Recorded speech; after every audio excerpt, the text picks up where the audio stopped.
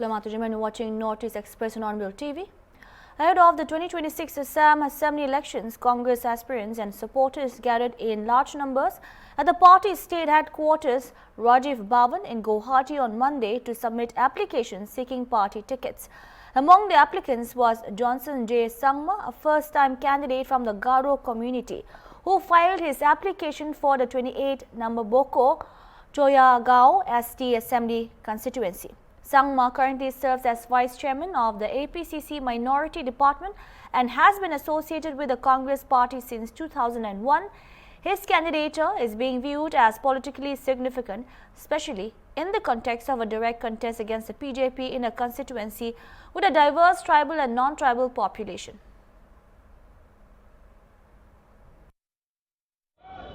पहली बार गारो कम्युनिटी के एक व्यक्ति जय सांगमा यानी कि जंक्शन जय सांगमा कांग्रेस पार्टी के ऑफिस में आज इस समय उन्होंने पार्टी के लिए एप्लीकेशन करने के लिए आया है। मैं उनसे सीधे जानते हैं क्योंकि बोको सईगांव से वो चुनाव लड़ने के लिए तय कर लिया है कि अगर उनको टिकट अगर पार्टी ने देती तो आइए जानते हैं सीधे। सांगमा जी, ये बताओ, आप गारो कम्युनिटी से आप बिलोंग्स करते हैं और बहुत सारे गांव में समस्या होती है, बोको सईगांव में समस्या है, ऐसा नहीं है, तो आप क्या मुद्दा लेकर के आप लोगों के पास जाएंगे अगर आपको टिकट मिलता? फर्स्ट है अनएम्प्लॉयमेंट प्रॉब्लम है, जो युवा शिक्षित हो रहा है। अनएम्प्लॉयमेंट एजुकेटेड यूथ बहुत ज़्यादा मतलब हम लोग का बोको छेगांव में है, तो वो लोग के लिए हम लोग मतलब एम्प्लॉयमेंट जनरेटिंग करने के लिए वही नंबर 1 मुद्दा रहेगा। और दूसरा है हम लोग का एग्रीकल्चर लैंड भी बहुत सारा है, प्लेन्स में भी है और हिल्स में भी, और वो आदमी लोग के लिए रोज़गार देने से मतलब हम लोग अच्छा से वो लोग के लिए साल भर के लिए वो लोग अच्छा फैमिली चला सके, वैसा मुद्दा अगर हम लोग ले जाएगा। और पब्लिक अभी जितना मैं एक साल में वो जगह सब घुरा हुआ हूँ तो आदमी लोग अच्छा पाया है। अगर वैसा मुद्दा आप लोग लाएगा तो हम लोग के लिए अच्छा होगा, वो सब भी हम लोग मिला है। और तीसरा आदमी मतलब जो आदमी लोग वो गांव एरिया में रहता है वो लोग के लिए कुछ जगह में बिजली वो सब भी थोड़ा है, वाटर का प्रॉब्लम है। जैसे कि हम लोग का एरिया हिल्स में भी है, उधर से पानी का अगर हम लोग ये ड्रिंकिंग वाटर सिस्टम भी अच्छा से कर सकता है तो नेचुरल हो जाएगा वो। जैसे कि अभी जल जीवन में सक्सेस नहीं हुआ, वो सब करने से वो भी मेरा मुद्दा है काम करने के लिए। क्योंकि हिमंत बिश्व शर्मा की जो सरकार चल रहे हैं, जो बीजेपी गवर्नमेंट, और इस बार गौरव गोगोई जी के नेतृत्व में कांग्रेस पार्टी 2026 विधानसभा चुनाव लड़ने जा रहा है, तो आप अगर आपको पार्टी तो मिल जाए, अगर आपको कैंडिडेट चुने जाए तो आप और इसके अलावा आप जो कांग्रेस बोलता है जूस एखन हबो, तो आप क्या सहमत है इससे? हाँ, ये गौरव गोगोई एक बहुत विजनरी मतलब लीडर है और यंग डायनेमिक है। उसका लीडरशिप में असम न्यू चेंज अभी चाहता है, क्योंकि असम में जो डर का माहौल है वो आदमी लोग मतलब हर समय कहीं मेरा घर बिछड़ ना जाए, वैसा अभी तो हम लोग देख रहा था माइनॉरिटी कम्युनिटी मुस्लिम आदमी का कल परसों वो दूसरा कम्युनिटी में भी जा रहा है। इसलिए डर का माहौल अभी हिमंत बिश्व शर्मा के सरकार में ये सब चल रहा है। इसलिए गौरव गोगोई सरकार आने से थोड़ा आदमी लोग के लिए भी अच्छा होगा, राहत मिलेगा। वही आदमी को फर्स्ट अभी मतलब आसाम में चेंज चाहता है। कितने कॉन्फिडेंस है आपको, आप जीतेंगे या आप हारेंगे, क्या कॉन्फिडेंस है इलेक्शन में? बोको छेगांव में जितना तक हम फील्ड में लगा हुआ हूँ तो अपना जो मन का बात पब्लिक का साथ में बैठ के ये सब बातें करने का समय में वो और कांग्रेस गवर्नमेंट का जो मैनिफेस्टो है वो सब देख के पब्लिक भी इस बार थोड़ा चेंज को लाएगा, ऐसा हमारा ख्याल में। और हम जब आदमी लोग का साथ बातचीत उचित किया तो वो सब थोड़ा चेंज वो लोग को भी चाहिए, वो सब मिल रहा है हम लोग। और मेरे साथ और उनके साथ कोई सपोर्टर्स भी है, मैं उनसे भी बात करते हैं। अगर जय सांगमा अगर आप वहाँ से लड़ने के लिए फिर तय कर लिया है तो आप क्या बोलेंगे उनके लिए? इनके बारे में हम बहुत कुछ बोलना चाहेंगे क्योंकि ये एक अभी से नहीं, ये कांग्रेस में बहुत ही पहले से ये काम करके आ रहा है और सभी आदमी इनको ही चाहता है और यही वहाँ से जो डेवलपमेंट का जो रास्ता है इनके द्वारा ही आ पाएंगे। आप लोग तो देखा है वहाँ पे जो हेमंत बिस्वा शर्मा का जो सरकार है वो जो बहुत कुछ अनडेवलप है, कुछ जैसे जेजेएम का ही ले लो, अभी तो अनसक्सेस हुआ है।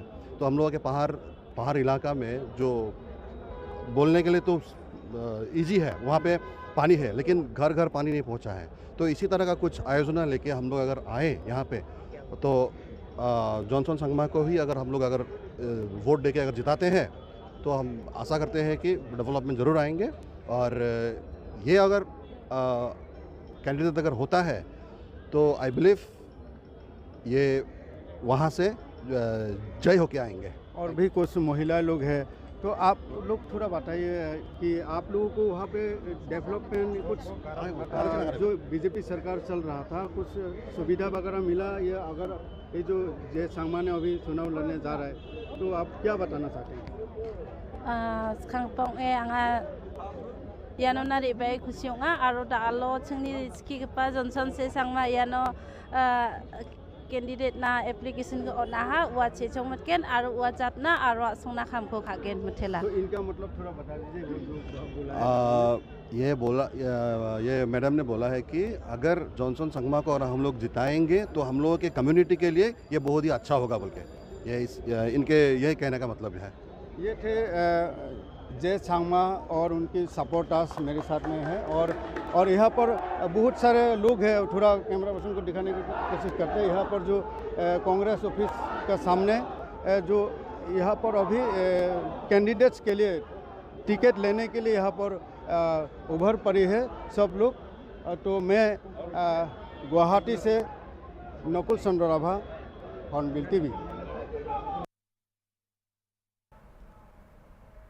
In a major security operation, the Government Railway Police GRP of Tripura Police arrested 2 residents of Bihar from Agartala railway station and recovered firearms, live ammunition and narcotic substances from their possession. The arrests were made on Sunday following specific intelligence inputs received from the special branch. According to police sources, the accused were apprehended while travelling on the Rani Kamal Party Express. During a search, the GRP team seized 1 country-made firearm along with 2 live rounds. In addition to the arms and ammunition, police also recovered 100 bottles of banned cough syrup suspected to be intended for illegal trafficking. Briefing the media, DIG Rati Ranjan Debnath said the operation was conducted based on reliable intelligence and coordinated action by GRP personnel. He stated that the seized firearm appears to be locally manufactured and will be sent to the Forensic Science Laboratory to determine its exact nature. RPF এবং আমাদের স্টেটের plane cloth যে গোয়েন্দা দপ্তরের লোক ছিল ও তাদের joint অপারেশনে 2জন বিহারের 2জন ছেলেকে আমরা ডিটেন করি। তো এখানে তাদের কাছ থেকে পজিশন থেকে একটা অ্যাপারেন্টলি মনে হচ্ছে এটা কান্ট্রি মেড পিস্তল, তবে এটা ডিটেলস ইনভেস্টিগেশনের পরে বোঝা যাবে এটা কি কান্ট্রি মেড বা ফ্যাক্টরি মেড কিনা। আর 100 বোতল ফ্যান্সিডিল আমরা পেয়েছি। ফ্যান্সিডিল মতলব কফ সিরাপ, এটা কফ সিরাপ আমরা পেয়েছি তাদের। আর 2টা লাইভ রাউন্ডও ছিল ওই পিস্তলের মধ্যে ব্যবহার হয় এরকম 2টা রাউন্ড ছিল। এখন ফার্দার ইনভেস্টিগেশন যবে হবে এফএসএলে আমরা পাঠাবো। আর বাকি ওরা কার কাছে দেওয়ার ছিল, কোত্থেকে নিয়ে এসে, কারা এর পেছনে আর জড়িত আছে কিনা বা কারা ছিল বা আছে, এটা ফার্দার ইনভেস্টিগেশনে বেরিয়ে আসবে। তাদেরকে এনডিপিএস কেসে এবং আর্মস অ্যাক্টে কেস নেওয়া হবে। আর একজনের নাম হলো কার্তিক, আরেক ইয়াদব, আরেকজনের নাম হলো আমোদ। এটাই আমরা এখন পর্যন্ত পেয়েছি ওদের ভার্সন অনুযায়ী। বাকি ওদের রেকর্ডপত্র যখন চেক করব আরও কি ডিটেলস আছে এটা বেরিয়ে আসবে। ট্রেন থেকে উদ্ধার করা হয়েছে? হ্যাঁ, ট্রেন থেকে। আর এটা রানী কমলাপতি এক্সপ্রেস যে ট্রেনটা আসে ওই ট্রেনটা থেকে আমরা পেয়েছি।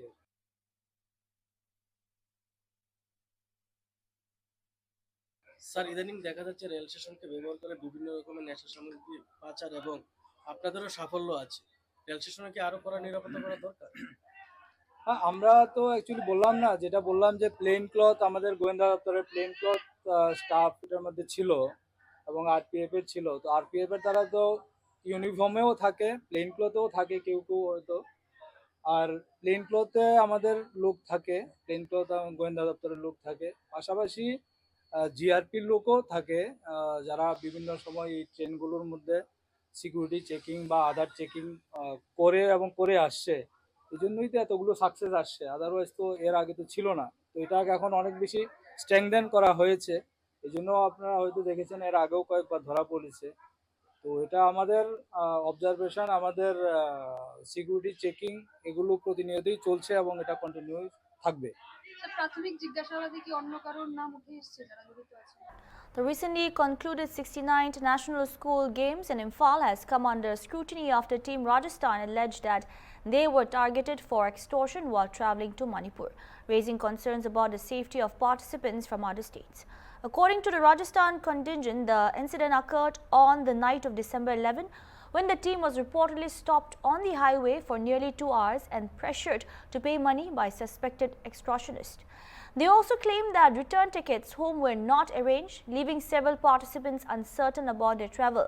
The National Games Championship Control Room stated that it was not informed of the incident during the games and only became aware after a video shared by the Rajasthan Wushu team went viral on January 18. The allegations have drawn criticism as host state Manipur is expected to ensure participant safety and smooth logistics at national level sporting events. The 69th National School Games concluded on January 18.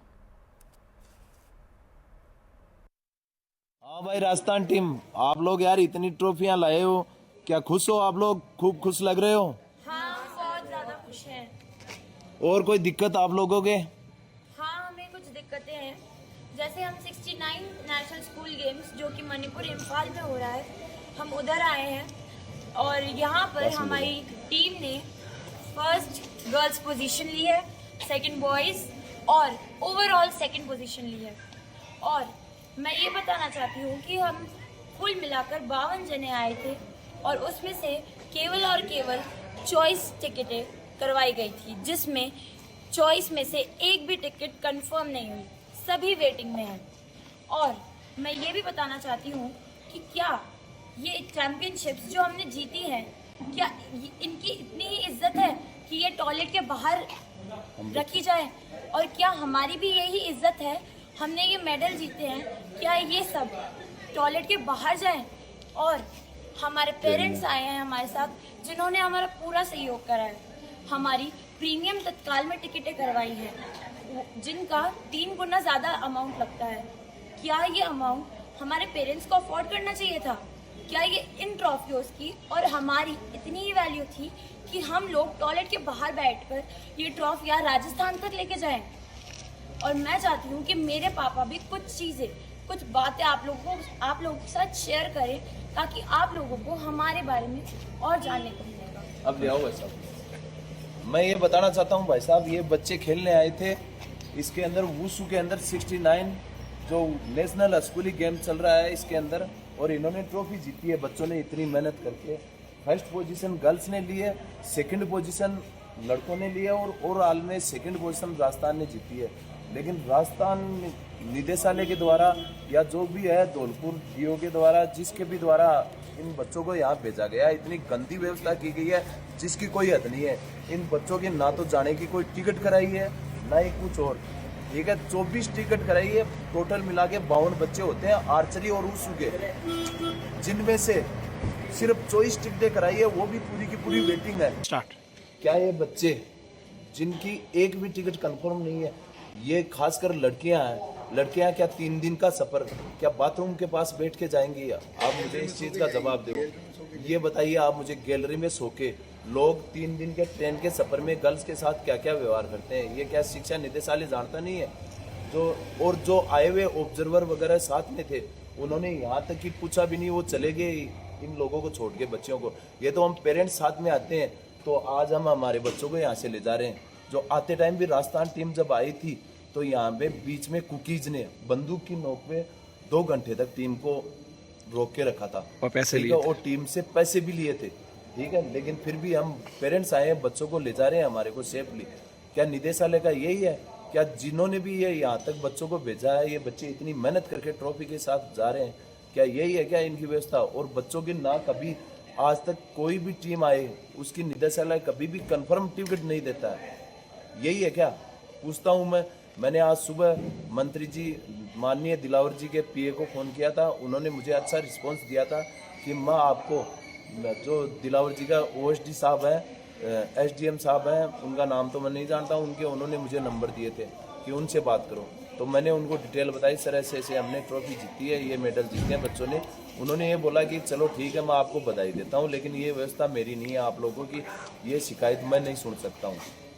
दूसरी बात, उसके बाद में मैंने वहाँ जो इनका जो पूरा टीम का जो मैनेजर था सुरेंद्र गुर्जर, उससे भी बात करी है और मेरे पास मैसेज भी पड़े हैं। मैंने कॉल किए, उसने कॉल अटेंड नहीं किया और यहाँ तक बोला गया कि जनरल की टिकट दे के आ जाना। क्या ये बच्चे उसी के लायक हैं? मैं ये बोलता हूँ कि भाई उन लोगों की बच्चों की अगर इसी तरह हालत रही तो भविष्य में राजस्थान के कभी मेडल नहीं आएंगे, ना ही बच्चे शायद खेलने आएंगे। धन्यवाद।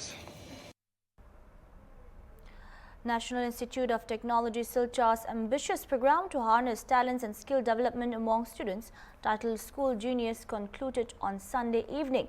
NIT Silchar invited 20 schools from 3 districts of Barak Valley, wherein close to 500 students from class 6 to class 11-12 took part in comprehensive program for skill development and harnessing talent.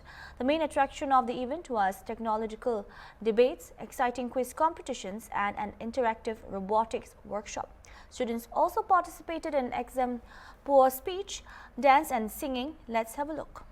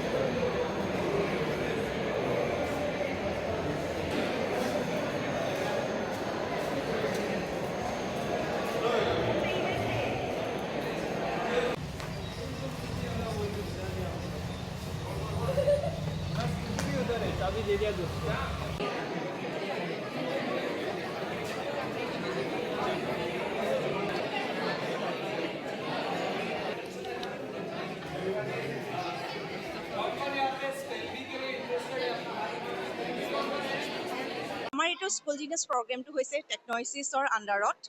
Etu eta event actually academic initiative hoy NIT Silchar loa.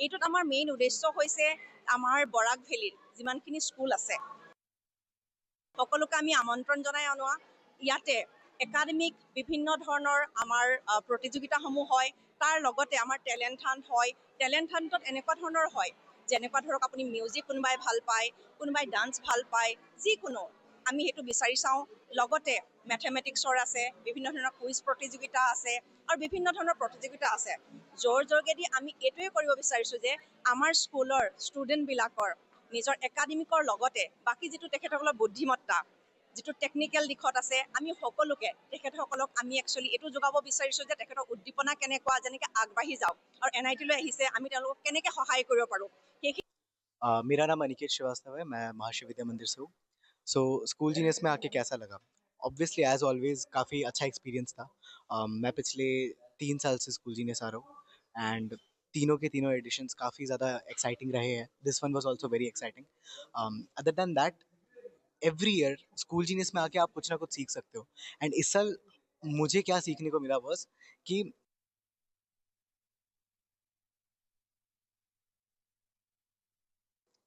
हर बार कोई नया आएगा and कुछ ना कुछ नई चीज़ अपने बारे में ही जान के जाएगा मुझे खुद के बारे में नहीं पता था काफ़ी कुछ जैसे I am good at public speaking ये मुझे नहीं पता था मुझे लगता था मैं सिर्फ गाना गा सकता हूँ बट मैं काफ़ी कुछ अपने बारे में डिस्कवर किया और ऐसे ही इन इवेंट्स में काफ़ी लोग आकर के काफ़ी कुछ डिस्कवर कर सकते हैं अपने ही बारे में सो स्कूल जीनियस आपको आपके बारे में बहुत कुछ बता देता है and gives a bit of a reality check and at the same time काफ़ी एक्साइटिंग भी होता है इवेंट और एक्सपीरियंस काफ़ी ज़्यादा अच्छा होता है स्कूल जीनियस में हेलो मैं रियाना ठाकुरिया हूँ मैं सेंट के बीकानेर से हूँ मैं पिछले 3 साल से स्कूल जीनियस आ रही हूँ and honestly it's been a great experience for me I have learned a lot मुझे पहले पता नहीं था what my capabilities are but धीरे धीरे from the past years I am actually learning what I am capable of and so are many students it's very educational तुम्हें अपने सबको अपने टैलेंट का असली अंदाज़ा होता है which is very great it's very inspiring to see everyone